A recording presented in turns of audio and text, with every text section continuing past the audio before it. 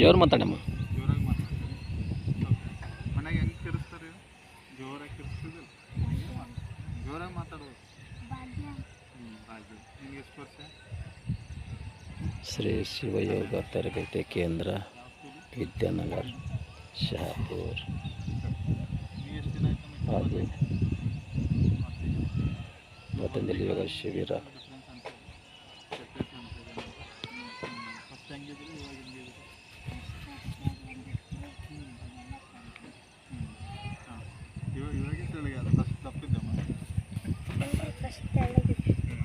First ತಳಗಿದ್ದಳು ಅಂತ ಈಗ ತಪ್ಪಾಗ್ಯಾಳ. ತಪ್ಪಾಗಿದೆ. ಕ್ಲಾಪ್ಸ್ ಹಾಕ್ರಪ್ಪ. ಶ್ರೀ ಶಿವಯೋಗ ತರಬೇತಿ ಕೇಂದ್ರ ವಿದ್ಯಾರ್ಥಿಗಳು ತಮ್ಮ ಅನಿಸಿಕೆಗಳು ಪರಿವರ್ತನವಾಗಿದ್ದ ಯೋಗದಿಂದ ಹೇಳ್ತಾ ಇದ್ದಾರೆ.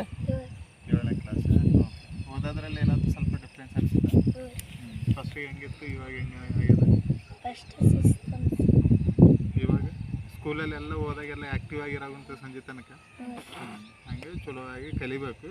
ಇನ್ನು ಇದರಲ್ಲಿ ಪರಿಪೂರ್ಣತೆ ಹೊಂದಿ 4 ಜನ ಕಲಿಸೋಂಥವ್ರು ಆಗ್ಬೋದು.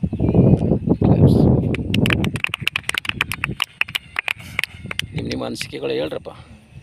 ಯೋಗದಿಂದ ಏನಾಯಿತು? ನಿಮ್ಮ ಹೆಸರು? ಎಲ್ಲಮ್ಮ ಯಾವ? ನಮ್ಮ ಶಹಾಪುರ. ಶಹಾಪುರ. ಓಕೆ. ಯಾವ ಸ್ಕೂಲು?